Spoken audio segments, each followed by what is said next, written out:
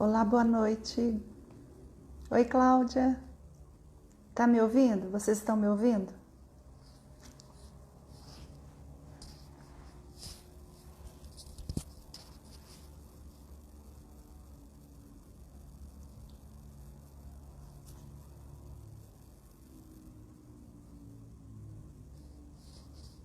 Oi, Humberto.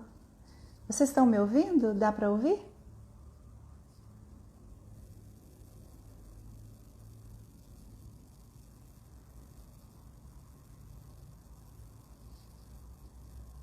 Oi, Marcela. Boa noite. Pede para eu te incluir aqui. Ah, ótimo. Obrigada. Esperar a Marcela para eu adicioná-la aqui.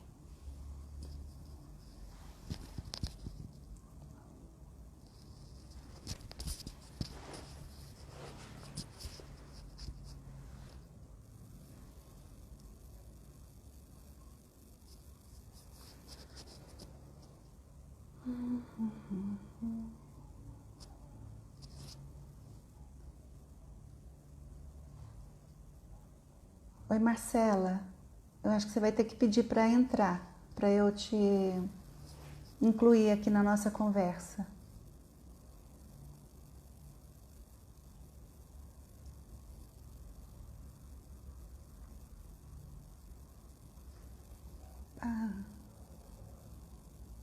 Pronto.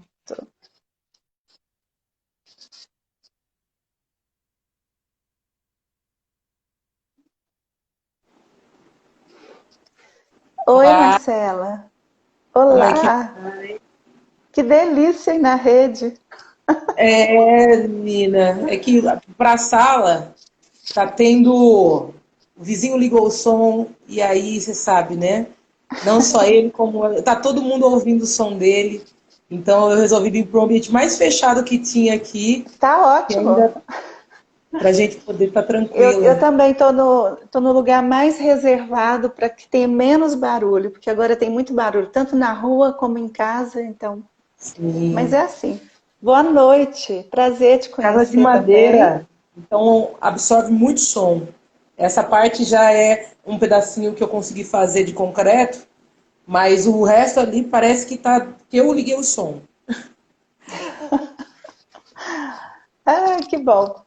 Olha, já estamos aqui com 6 pessoas, que já é ótimo para a gente começar a conversar. Para ganhar tempo, vamos começar então nosso papo aqui sobre fotografia, sobre vida, sobre o momento. Tem muita coisa para falar. Muita, muita.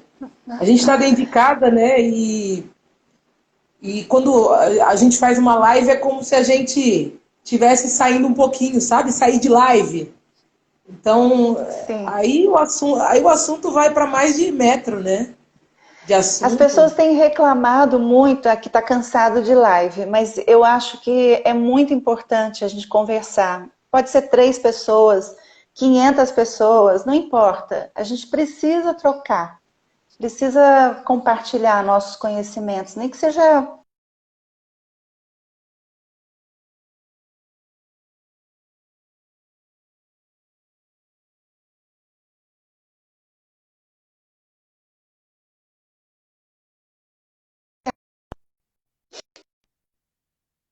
Oi, Marcela, você me ouviu?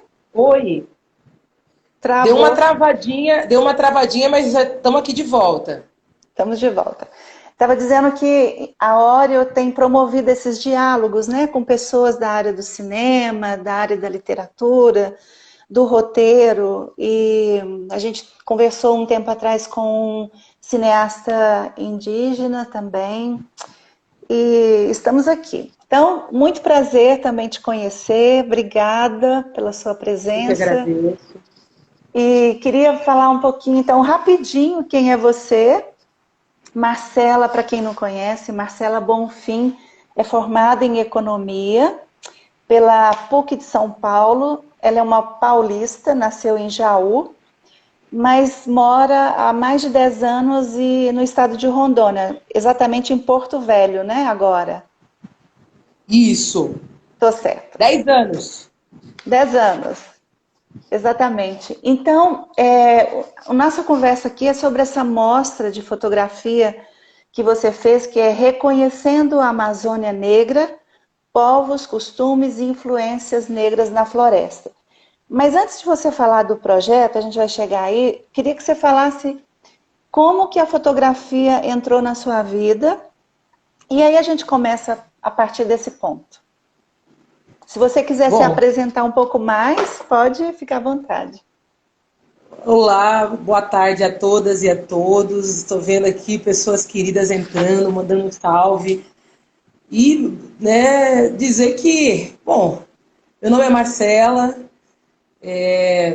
A fotografia aconteceu para mim de uma forma muito gradativa, né? Eu costumo dizer que ela começou a acontecer já desde quando eu cheguei em Rondônia e comecei a despertar o olhar, né, para a imagem.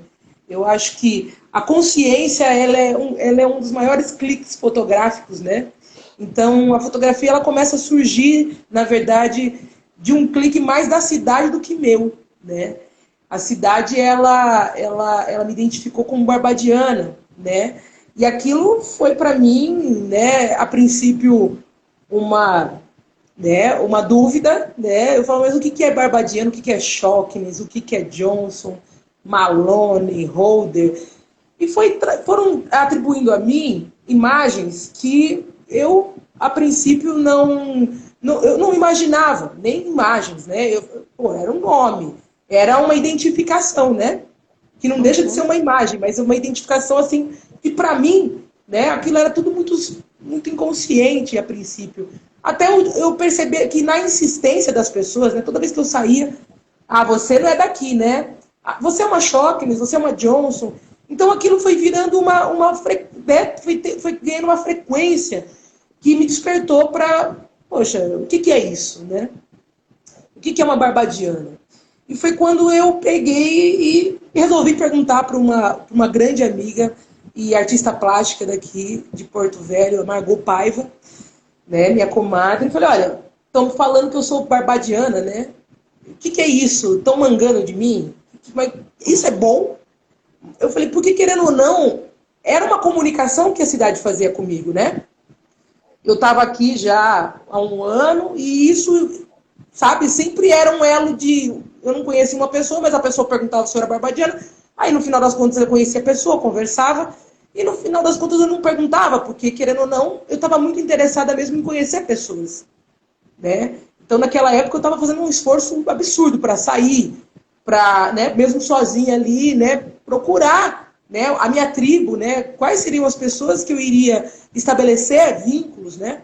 E esse barbadiano ficou por muito tempo, né? Até eu resolvi perguntar. E a Margot me falou, olha, comadre, os barbadianos são as famílias tradicionais negras aqui de Rondônia, da Amazônia, né? E eu falei, caraca, que famílias tradicionais negras? Não, para mim já foi uma quebra, né? Foi um clique. Que clique foi esse? Eu tô adorando, né? Brincar. Que clique foi esse, né? Eu falei, caraca, existe isso aqui? Existe. Mas a questão toda é que quando eu cheguei aqui em Porto Velho, me falaram, as pessoas que me apresentavam a cidade falavam de um fluxo migratório sulista, as pessoas me falavam da Madeira Mamoré. Se eu ouvi falar dos barbadianos, foi uma forma tão secundária que eu não, sabe, que não te apreende, que não te traz opa, né? Mas a cidade, no final das contas, né, aos poucos, ela ia me entregando uma imagem que eu precisava aquele meu momento, né? Era um momento que eu estava chegando na cidade, enfim, tentando me adequar nos espaços, né? E aí eu percebo uma fotografia, né? Me abraçando, uma fotografia me colocando nesse lugar, né? De, olha, você parece com a cidade. Olha que coisa doida, né? Então, me parecer com a cidade me trouxe também, a princípio, uma autoestima muito boa. Me trouxe também olha, eu acho que esse lugar é bacana. Porque eu estava no meio ainda, eu estava ainda tratando tudo aquilo como de uma forma muito complexa, porque eu vim para Rondônia mesmo numa sensação de resto, né? Olha o que restou. Eu me formei em economia na PUC de São Paulo, né, em 2008, sim. E eu saio em 2008 para procurar trabalho, em 2009, e o máximo que eu consegui foi um emprego de call center. Então, Rondônia veio como uma proposta de uma grande amiga, Graziela Licório, que fez essa proposta. Olha, Marcelo, meu pai tem uma financeira, e aí? Tipo, olha, né? Não é... Ela falou, olha, talvez não seja o que você imaginava, mas esse deslocamento do imaginado para o inimaginável, para mim, sabe? Isso para mim foi, eu acho que um processo de incorporar essa câmera fotográfica na cabeça, sabe? Porque você chega num lugar que você não imaginava estar. Eu nunca imaginei vir para Rondônia. Sabe? Eu até estava falando que esses dias eu estava lembrando que a gente tinha uma senhora lá em Jaú que ela era uma benzedeira, a dona Darcy. E uma vez, quando eu fiz 13 anos, eu levei mais duas amigas, né? A Ellen e a Rosinha, nessa benzedeira. A gente estava naquela época de namorar, sabe? De procurar. Sim. E aí, ela atendeu primeiro uma e atendeu depois a outra. E ela falou, você por último. E ela lia cartas, né? Ela benzia e depois também lia cartas. E aí, ela tirou a carta para mim por último. Eu já estava assim, né? Super, ai meu Deus. E quando ela tirou a carta, ela virou e fez assim, você? Ixi, vai demorar para casar. E vai casar lá para as bandas de Rondônia. Juro para você. Eu fiquei com raiva da dona Darcy, falei, eu não vou voltar mais lá. E aí as meninas falando no carro, que ela tinha falado, ela não falou quase nada pra mim, de amor. Ela me falou que eu precisava fazer várias coisas, né, estudar. Ai, eu saí de lá assim, ela falou, você me tratou como se fosse, eu falei, meu Deus, eu sou um bichinho, né? Mas, enfim, Rondônia não estava nos meus planos. Não era essa a ideia, né? E quando eu chego pra cá, é claro que eu trago toda a frustração na mala, né? E dessa frustração, ela foi sendo diluída com esses encontros na cidade. Até eu encontrar Bubu Johnson e Norman Johnson, né? Jesuá e Norman Johnson. Né? Olha, eu encontrei Jesus na Amazônia, caralho! E ele é um babaldiano, né? E tudo isso foi suavizando. De repente eu estava lá no quintal dos Johnson fazendo um samba, né? Cantando a minha primeira composição. Aliás, quem estava cantando é o Bubu Johnson, minha primeira composição. E tudo isso foi trazendo para mim suavidade. Eu já tinha entrado no governo, né? E como todo governo, né? Como todo cargo, como todo serviço, a pressão era muito forte. Uhum. E eu vim super focada nesse objetivo. Eu quero arrumar um emprego, né? Eu vim para isso, para Rondônia. E quando eu chego e atinjo o objetivo, aí, tá ali, arrumou um emprego. E quando eu vejo que o emprego não ia satisfazer a dignidade que talvez eu precisaria ter em relação à imagem, a relação... Eu falo, não, eu preciso suavizar. E aquilo estava muito assim, né? Efervescente, tudo era novo para mim.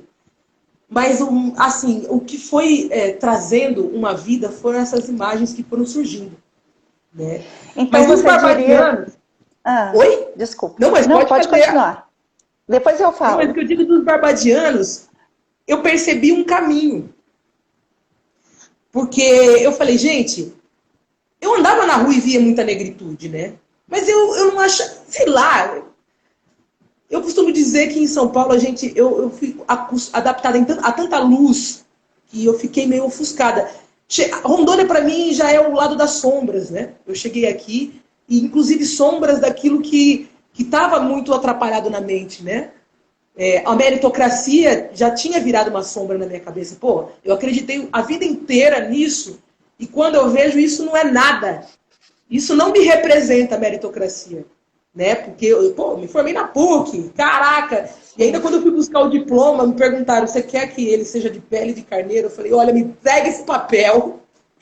Me entrega esse papel que as coisas não tão fáceis, eu tô quase, sabe? E aí eu saio da universidade com uma dívida enorme, né? E com a responsabilidade de manter esse corpo vivo, em movimento, e com alguns pesos nas costas de 300 anos atrás e mais uma dívida, né? Uau! Então foi um processo, Rondônia foi um processo que, se eu tivesse passado por isso em São Paulo, eu acho que com certeza eu estaria numa situação muito difícil.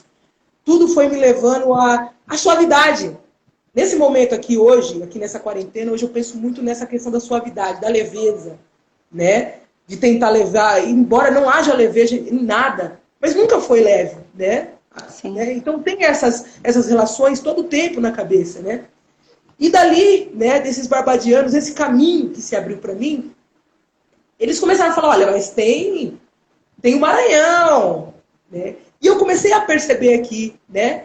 Teve uma época muito fundamental na minha vida que eu precisava resolver coisas na cabeça que talvez, sabe, nem uma terapia, nem nada, nem um emprego, nada faria com que eu pudesse. E naquele momento surgiu a minha oportunidade de comungar do chá, né? Do Santo Daime. A princípio eu fui na UDV, mas logo depois eu procurei porque me falaram que o Daime tinha música e que os inários poderiam me ajudar a conduzir os meus pensamentos para um lugar onde eu pudesse me enxergar mesmo.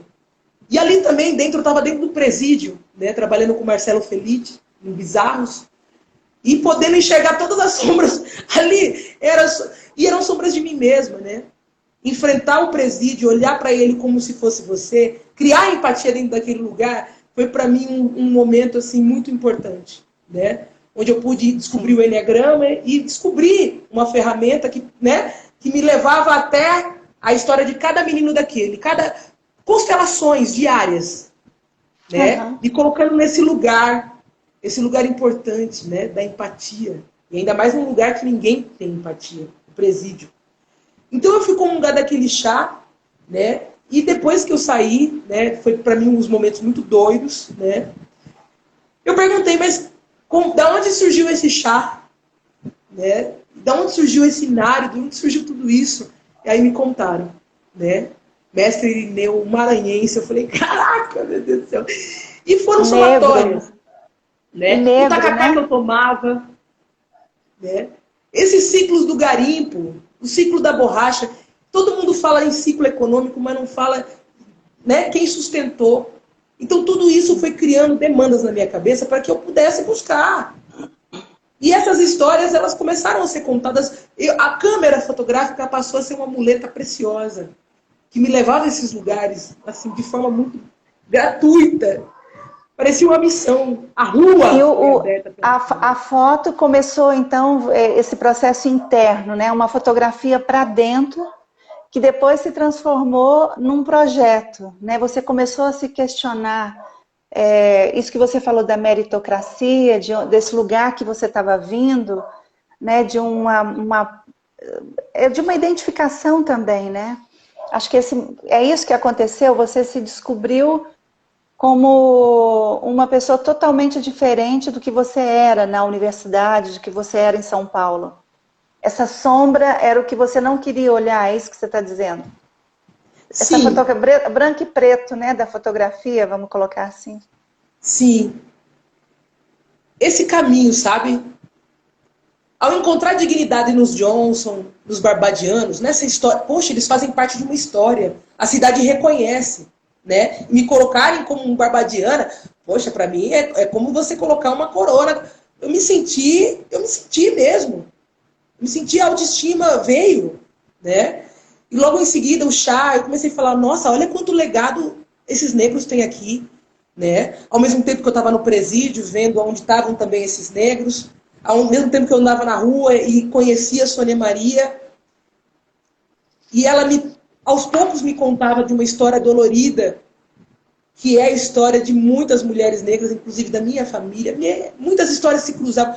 A oralidade dessas populações me levaram a algum lugar. O terreiro foi esse lugar. Eu morria de medo do terreiro, né? E aí começou, esses caminhos, né? Esses encontros me levavam, porque assim, eu não me achava digna. Pô, eu tô conhecendo tantas pessoas maravilhosas, mas por tempos eu reneguei. Eu reneguei muitas coisas dessas pessoas, que sou eu. E isso começou a me dar um sentimento assim de culpa, mas eu estava muito bem acompanhada. O Marcelo Felitti, ele me acompanhou num processo mesmo de terapia, onde ele falava, olha, Marcela, tá tudo certo, vamos lá. E me puxava coisas, histórias. E essas histórias começaram a cruzar com as histórias dos meninos, as histórias do quilombo da Dona Nicássia, quando eu conheço a Dona Nicássia e vejo que ela era igual à minha avó. Quando eu começo a cruzar esses retratos com a minha família, o do meu pai, o Edinho, a cara do Marcos, sabe? a dona Tomásia, a tia Gé, e eu começo a ver a minha família, e começo a ver, sabe, a nossa história toda desmontada, e eu aqui na Amazônia, talvez construindo uma história, sabe, diferente do que aquela que está sendo entregue, mas de forma muito dolorosa pela minha família. E aí eu comecei a ver que existia uma multiplicidade de povos negros. Não existe um negro só no Brasil. É uma multiplicidade, sabe? E comecei também a olhar que, olha, né, eu comecei a ressignificar como é. Vamos voltar na história, né? Porque tudo foi me entregue aos poucos, mas com a necessidade de fazer o resgate, né? O chá foi um dos primeiros resgates. Eu vi muita coisa e tudo foi ganhando muito sentido, né? E quem trouxe foi um pedaço do Maranhão. Na verdade, não trouxe. Ele se encontrou na mata, os indígenas. Então, desses encontros aqui, a gente está falando também do Vale do Guaporé, a gente está falando de uma diversidade de negritude, que inclusive inclui a indígena que está na América inteira. A Amazônia, eu comecei a pensar esse corpo, né? Esse corpo amazônico, né? O que ele é? Ele é a multiplicidade agora, junto com a negritude, porque aqui o que existe de indígena é muito sério, como é na América toda. Mas a regionalização do Brasil, a fragmentação do corpo do Brasil, faz pensar que a gente só tem negro no Nordeste e que aqui só tem indígena. Ou seja, a gente perde nessa fragmentação uma realidade que acaba sendo inatingível para a gente, né? Inimaginável. Ou seja, aqui a Amazônia também está aprendendo.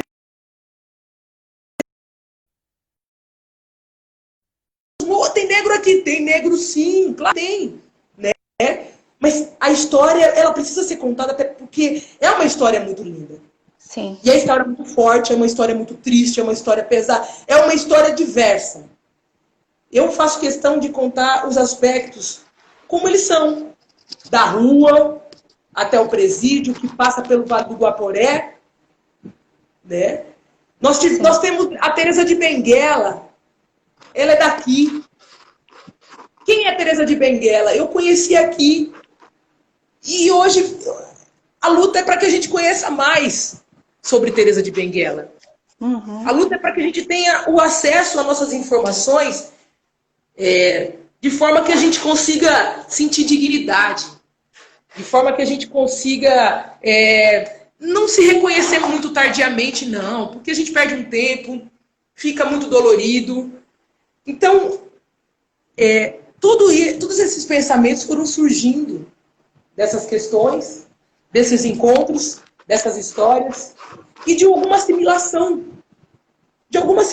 que eu ia tendo, né? Isso é muito intuitivo, isso é uma coisa que surge, sabe? E na hora que surge. Né? E na hora que surge, e isso é o processo criativo, né? No seu caso, foi um processo criativo de arte, e ao mesmo tempo de resgate da sua própria história, da história da sua família, da história do Brasil, de quem é esse povo, de identidade, né? Fala um pouquinho mais sobre isso. Olha, eu quando era pequena, eu era apenas identificada aliás, foi como eu cresci, sendo uma pessoa identificada na rua, no supermercado, na escola, ó, aquela menina ali, ó, negra, preta, e, enfim, passei por muitas coisas. E juntamente a isso, a história oficial não ajudava nada, me colocava também nessa situação. E dali, é claro que naquela idade, né, com 8 anos, eu não percebia. Eu não conseguia ressignificar e nem dar significado às coisas. Mas eu já sentia que a atmosfera não era ao meu favor. Mas, ao mesmo tempo, eu tinha uma família que acreditava na meritocracia. Eles foram ensinados, né? O meu avô era chefe de estação em Jaú. Então, foi um negro que embranqueceu, sim. Até mesmo para ocupar o cargo que ele ocupou, e que poucos negros tiveram oportunidade naquela época. Jaú era uma cidade da expansão do Centro-Oeste paulista. Era uma cidade que ela sabia o que era, ela soube o que foi a escravidão, né? Lá nós temos negros e uma representatividade muito forte. Eu Como minha mãe acreditava na meritocracia, ela fez de tudo para eu estudar num colégio particular. Era um colégio bastante caro, era o colégio mais badalado da região. E nesse colégio, ao mesmo tempo que eu coloria, eu era colorida. Eu tentava colorir de preto, mas eles me embranqueciam e eu absorvia também, porque eu precisava me inserir socialmente. Eu fiquei quase 2 anos sem falar com ninguém. Eu era uma criança muito solitária. E ainda por cima minha mãe fez eu ficar 1 ano atrás. Eu reprovei o pré, porque eles diziam que era muito fraca. Então sempre a devolutiva do colégio era sempre, ela é muito fraca, ela não aprende, ela não presta, ela só viaja. Ela não consegue prestar atenção. Mais tarde na PUC, eles descobriram que eu tinha déficit de atenção. Eu fui acompanhada pela PUC os 5 anos de universidade, para que eu pudesse ter um desenvolvimento. Eu entrei na PUC sem saber direito interpretar um texto, sem saber expor minhas ideias em palavras. Eu precisei fazer optativas e optativas de língua portuguesa e gramática. Eu precisei escrever, sabe, fazer transcrição de tese para ganhar uma grana e também para aprender, para ler, porque eu não fui acostumada a ler. Né? Eu acho que... E não é porque, por falta... A oportunidade é outra. A minha mãe me colocou no colégio, ela fez a parte dela. Mas aquela normativa não me agradava. Eu não conseguia aprender. Minha mãe me colocou no piano, me colocou também num conservatório de música. Tudo assim, ela era cabo eleitoral, ela era muambeira, viajava para o Paraguai. Ela era funcionária pública. A minha mãe viajava 2 vezes por semana, trabalhava de final...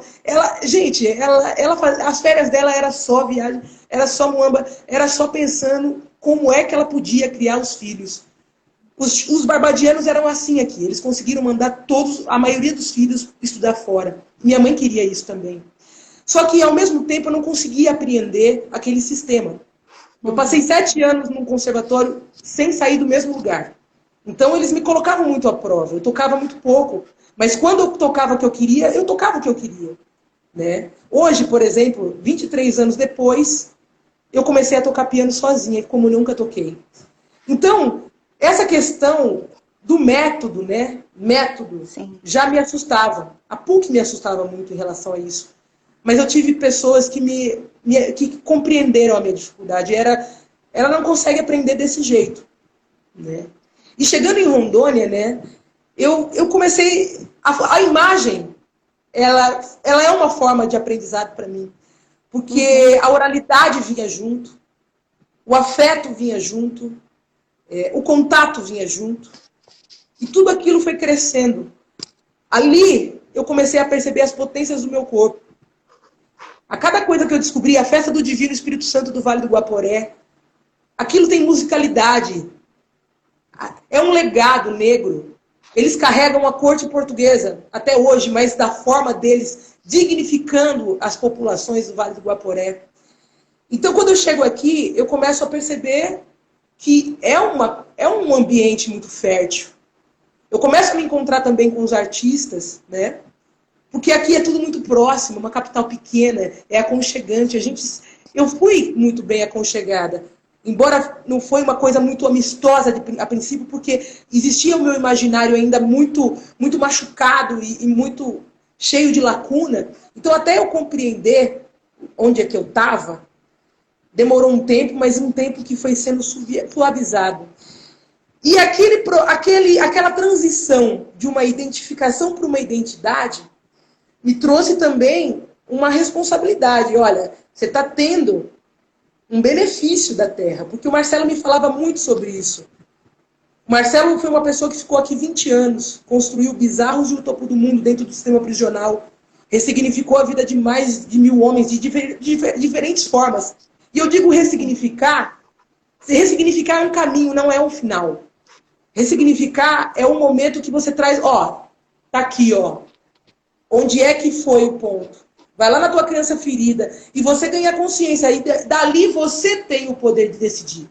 Dali é o momento de falar sobre um suposto livre-arbítrio ou não. E tudo isso foi sendo incorporado por mim. Eu nunca aprendi tanto como eu tenho aprendido esses 10 anos em Rondônia. E tudo assim vem pelo ar. Tudo vem pela convivência com as pessoas. Daí vem me falar que na comunidade, que é a universidade que tem o conhecimento. Não tem, não. No primeiro ano eu entrei em filosofia na Unir, né? Onde eu fui, né? Falei, eu vou fazer filosofia. E ali eu pude experimentar o ambiente acadêmico, mas muito mais colaborativo do que em São Paulo, muito mais aberto a receber as posições, enfim. É muito mais diverso, né? Sim.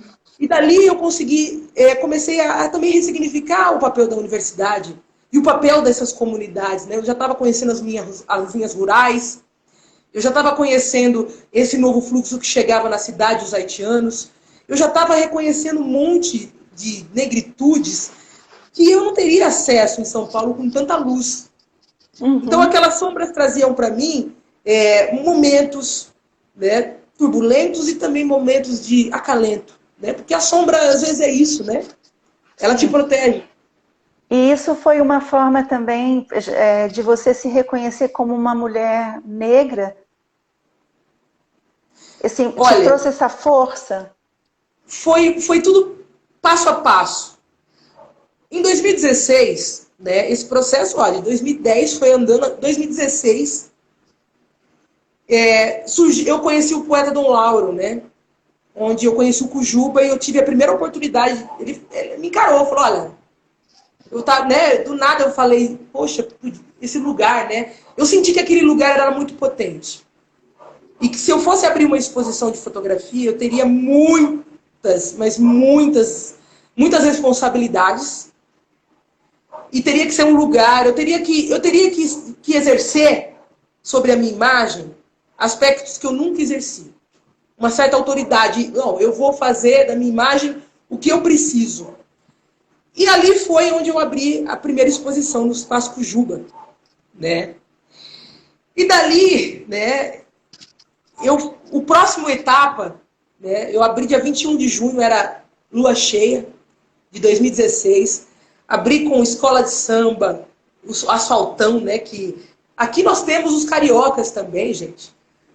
Nós temos escola de samba, nós temos uma representação legal do Rio aqui, toda a autonomia, o samba mora aqui também, né? Em todas as expressões possíveis. É um caldeirão negro que mistura o indígena e, meu Deus, é uma explosão. E dali a gente abriu a Amazônia Negra com todas as expressões. Já estou com vontade de morar aí. Ah, se eu fosse você, seria muito... Aqui você vai saber muito sobre você.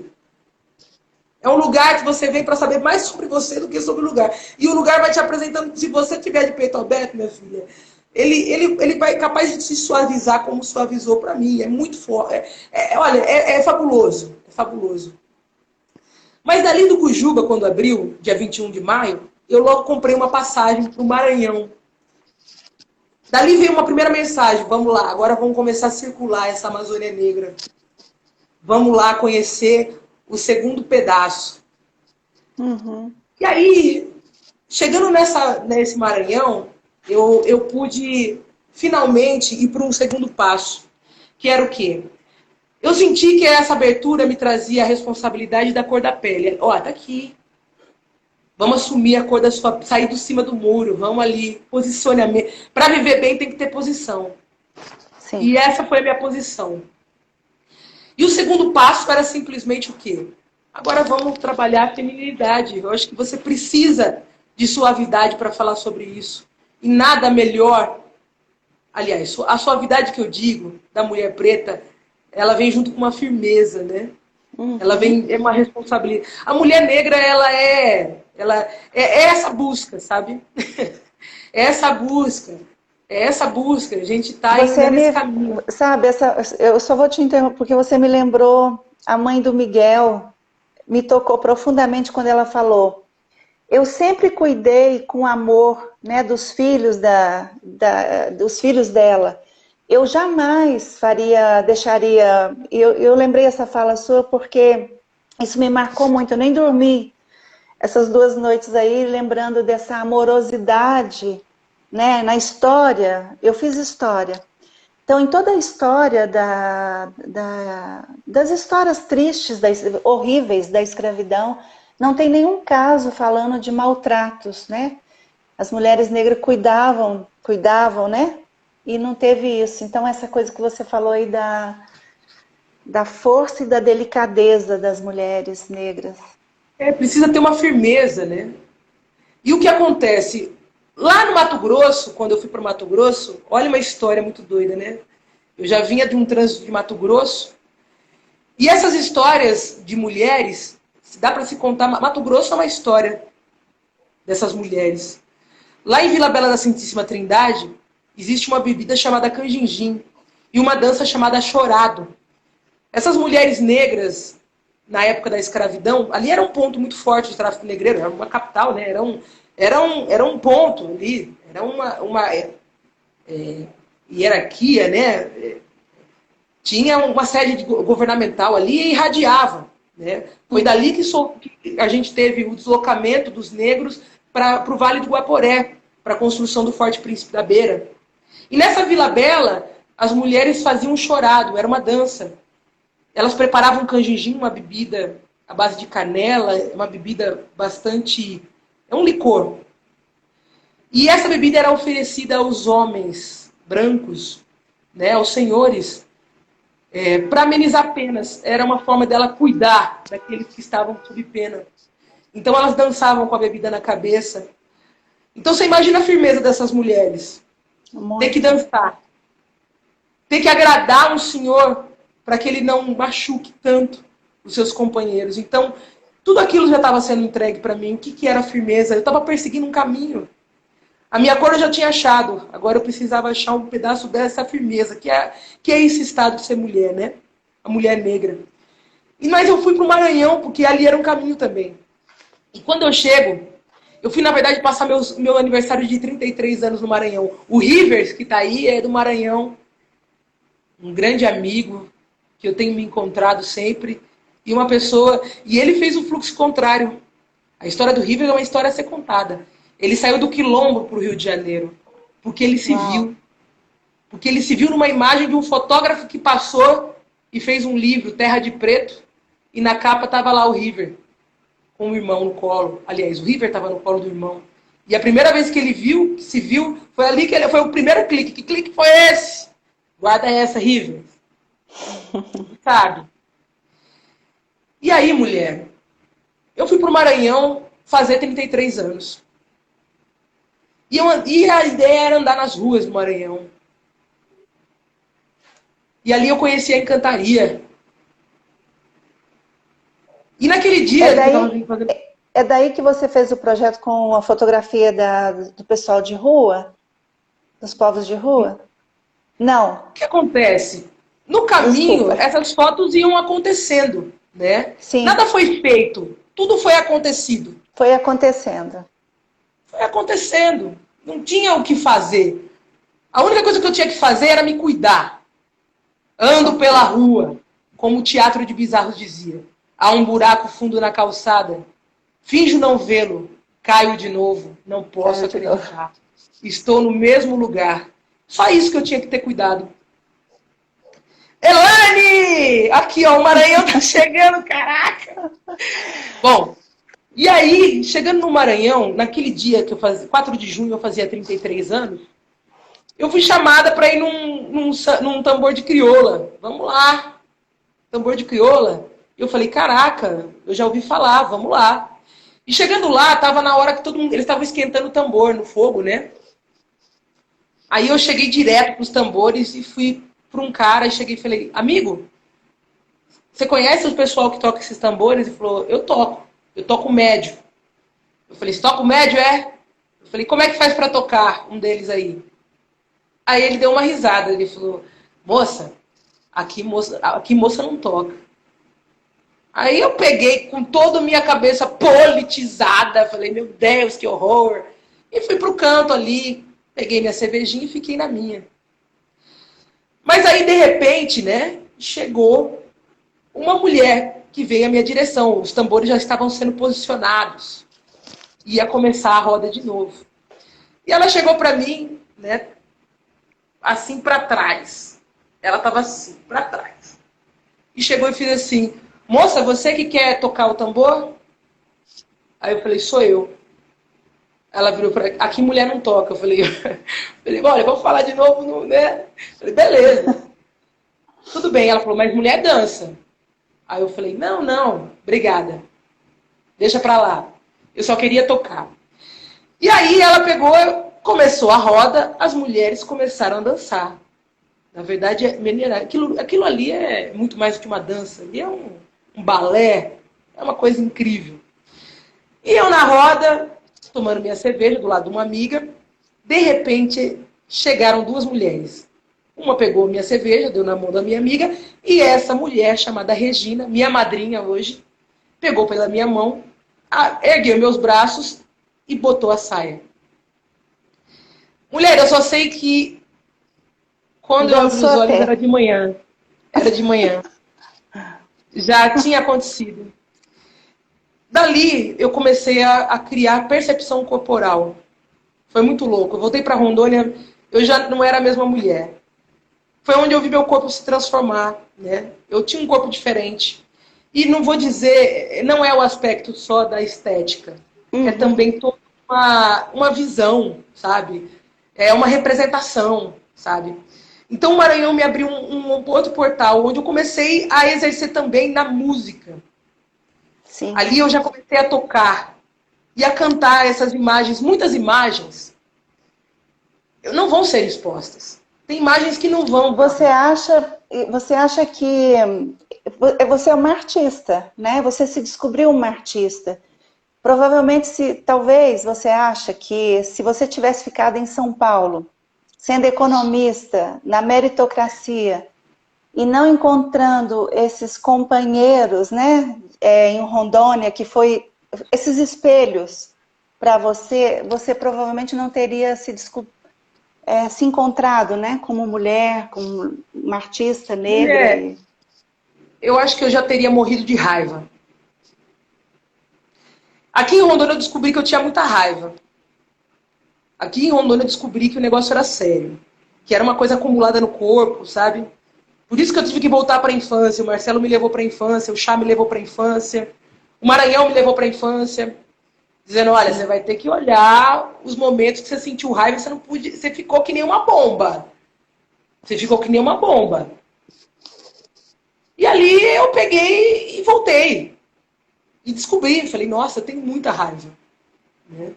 Então, se eu ficasse em São Paulo, eu com certeza eu teria tido muitos problemas mesmo, psicológicos. Patológico. E é onde a gente fala sobre o nosso psicológico, né? Essas patologias que vão nos grudando durante o tempo, né? A gente vai ficando meio patológico. E aqui foi um lugar, é um hospital, Rondônia, é um terreiro a céu aberto, que nem o Maranhão. É um lugar que a gente vem mesmo é para se conhecer e, na verdade, se reconhecer, né? O reconhecimento foi uma palavra que eu procurava, né? O projeto, né? Quando eu comecei a pensar em projeto, eu pensava, né? Eu comecei a pensar em projeto em 2015, porque as pessoas falavam, Marcela, é muito potente, né? Foi muito potente, né? É muito potente. Você tem que fazer um projeto. E a responsabilidade vinha, e também eu já conheci o terreiro. O terreiro já me falava algumas coisas sobre responsabilidade, porque é isso que a gente aprende no terreiro. É responsabilidade sobre o nosso corpo. Cláudia está falando do corpo. Isso. O corpo é um lugar, sabe, a gente aprende a cuidar das nossas deformidades físicas. E ela não é só estética, ela é mental. Quando eu falo do negro da saúde, é saúde mental. A gente é muito... Cara, a gente foi muito afetado. Os estigmas, eles afetaram principalmente a nós, né? Nós engolimos, né, sem digerir, não fizemos a digestão. Eu estou tentando fazer digestão agora. E passar pelo corpo, quando eu saí do Maranhão, passar pelo corpo foi um lugar muito importante. Porque eu estava me matando pelo estômago, eu não conseguia digerir nada. O Marcelo falava, ó, cuida da sua digestão. Então foi onde eu percebi que eu precisava mudar a alimentação, eu precisava pegar leve. Mas eu fui para um extremo, eu parei de comer também, sabe? Teve uma época que eu tive um problema muito sério de saúde, né? E foi muito doido, porque não só eu, como a rua se tratou também da saúde, né? Eu contraí uma tuberculose da rua, E eu descobri, meus amigos, eu estava muito fraca, eu estava com anemia. Eu descobri que o negro tem anemia falciforme, né? E ali nós fizemos nós todos tratamentos. Né? Foi o Raoni Amaral, um amigo muito importante, que hoje está na GUIA, que faz parte da música, que é esse desdobramento feminino, né? É onde eu coloco a minha raiva. Sabe? A raiva eu coloco ali no palco. Tanto é que eu não sei o que é. Eu fico muito... E ali é transformado. É uma terapia. Né?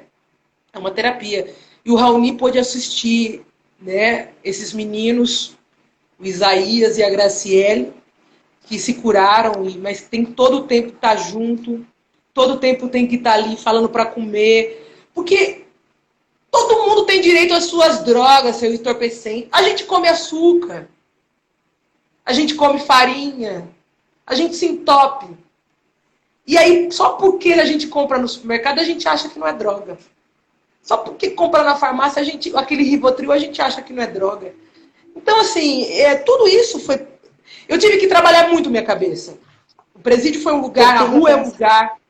Né? A Sônia Maria me ajudou a me colocar no lugar dela. Primeira vez que eu conheci a Sônia Maria, eu estava saindo de uma porta do banco. E foi muito doido, porque é uma imagem muito forte, né?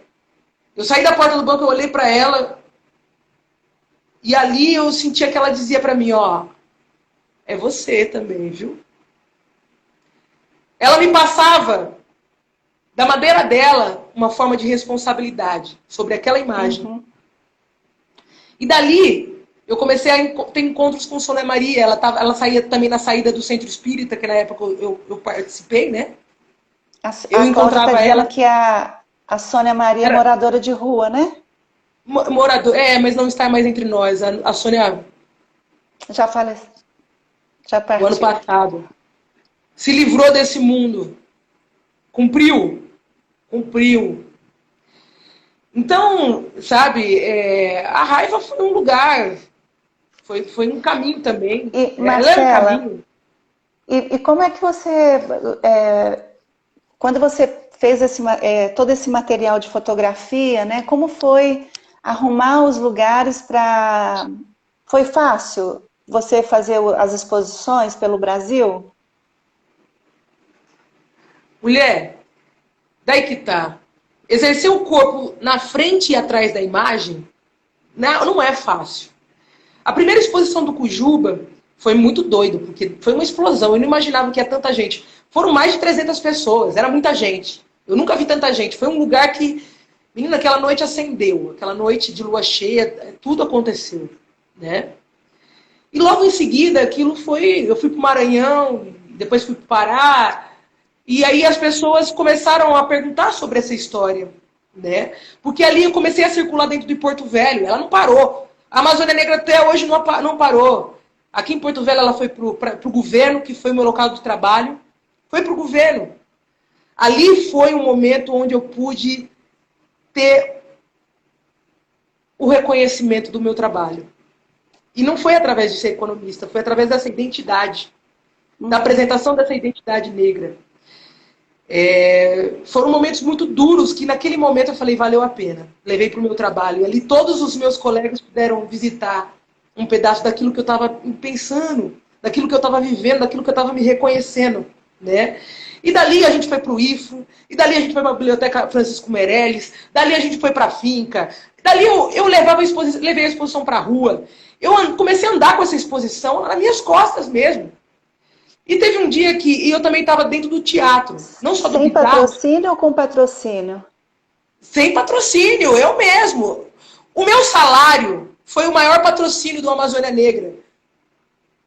Porque eu ganhava, eu recebia meus proventos, e assim, eu uma menina solteira, eu já estava com a minha casinha, tudo foi construído aos poucos, sabe?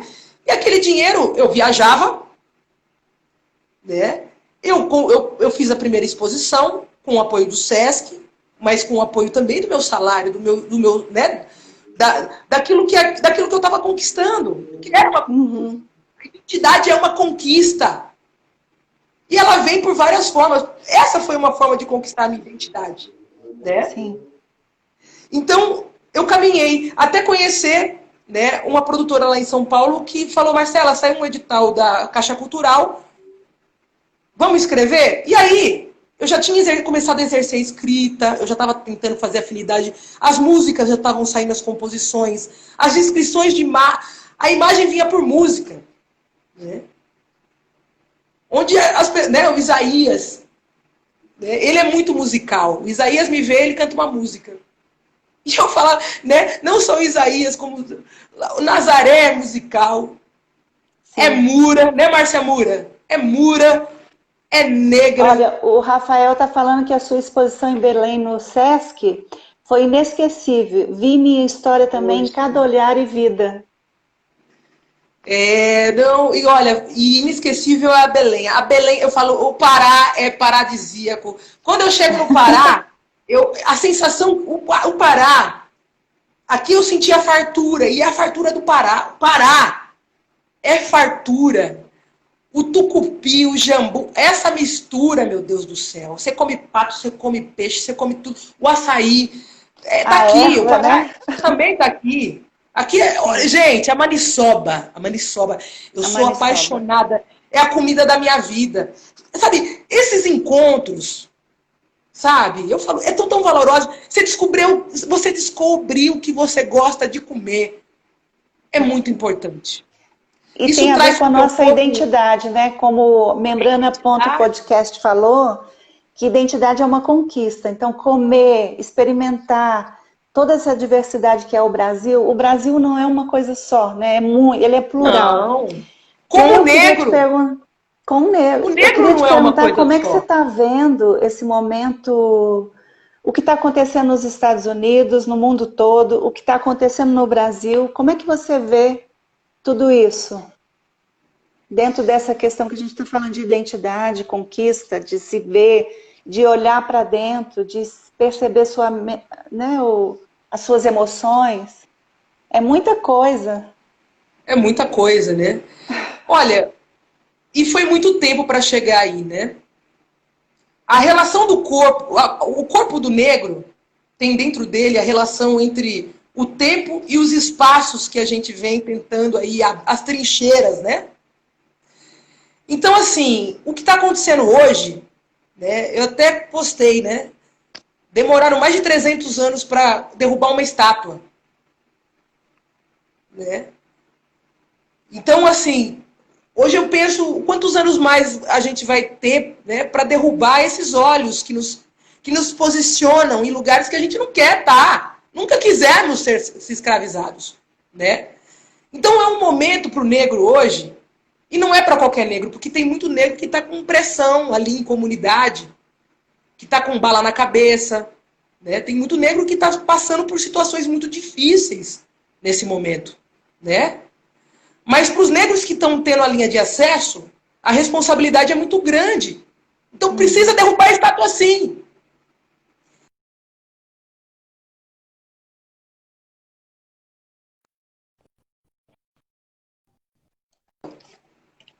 Demorando séculos para derrubar.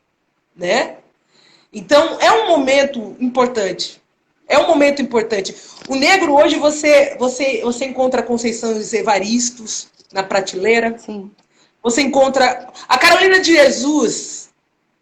Essa mulher. Essa mulher foi uma antropóloga, então você hoje encontra um certo reconhecimento, né? Ela teve um momento desse reconhecimento, mas ela fez a crítica desse reconhecimento que precisaria aparecer, como a Conceição faz essa crítica hoje.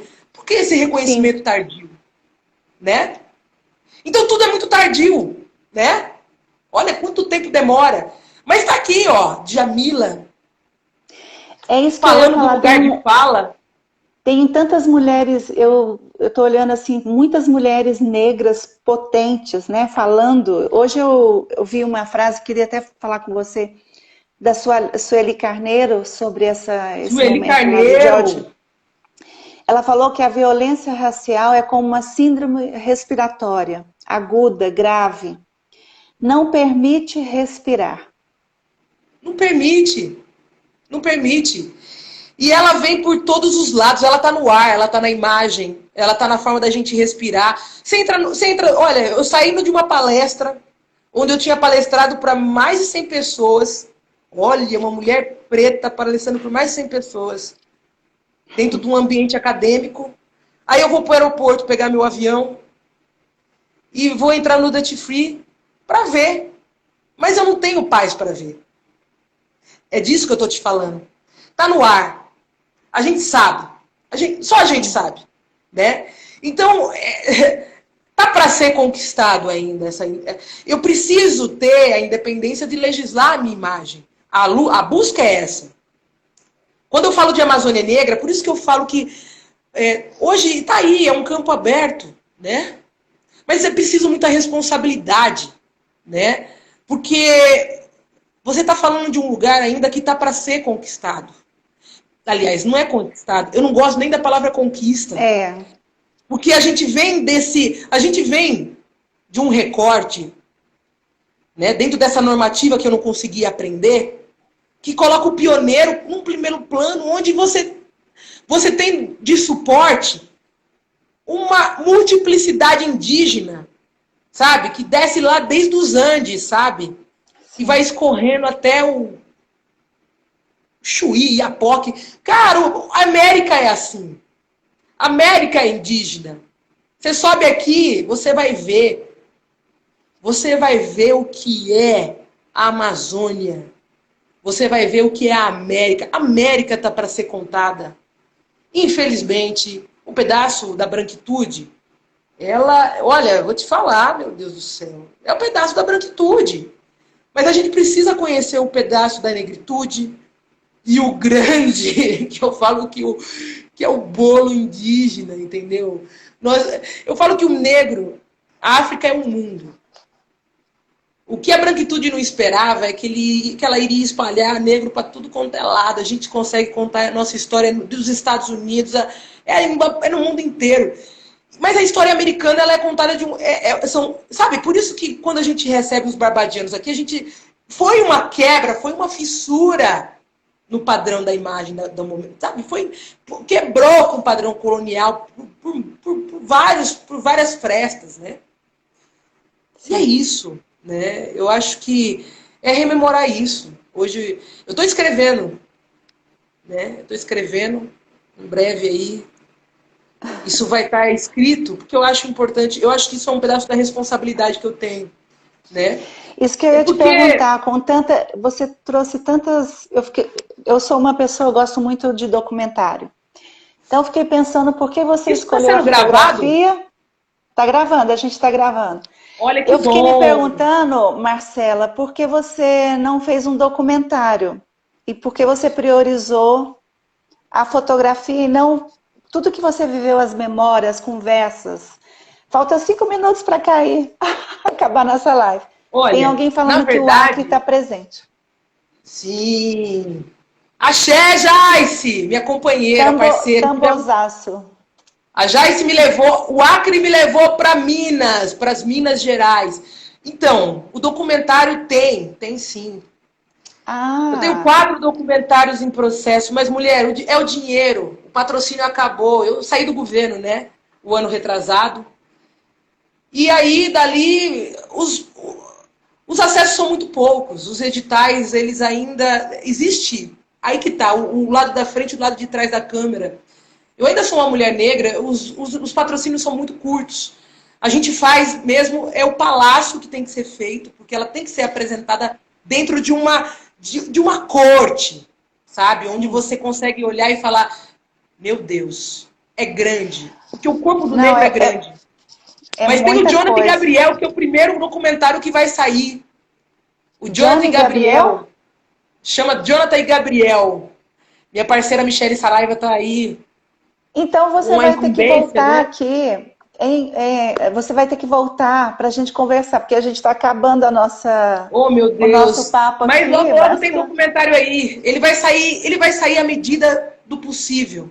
Quem sabe um dia a gente junte tudo. Mas a ideia é que a gente coloque aquilo que foi vivido. E falta muito para ficar pronto? Também. Oi? Falta muito para ficar pronto? O que está faltando? O Jonathan Gabriel tá quase. Né? Falta alguns detalhes. É a finalização, é o som. São algumas questões, detalhes para dar. Mas é a história de 2 meninos, o Vale